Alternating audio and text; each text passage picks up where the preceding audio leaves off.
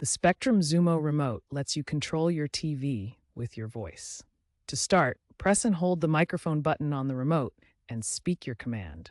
You can say things like, "Go to Channel 5," or "Open Netflix to navigate," or "Find action movies" to search for content. For even easier use, enable hands-free mode in the settings. This lets you activate voice control simply by saying, "Hey Spectrum," followed by your command, without pressing any buttons.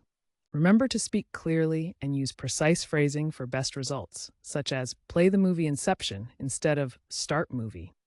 Take your Xumo remote skills to the next level with advanced tips. You can customize commands in the Spectrum app to create routines, like a goodnight mode that turns off your TV and lights simultaneously. For seamless integration with devices such as Google Assistant and Alexa, ensure your Spectrum account is linked within the Spectrum app. If you experience issues with voice recognition, check your internet connection and ensure the remote's firmware is up to date. Also, be aware that commands are optimized for Spectrum's content. Third-party apps may need specific prompts.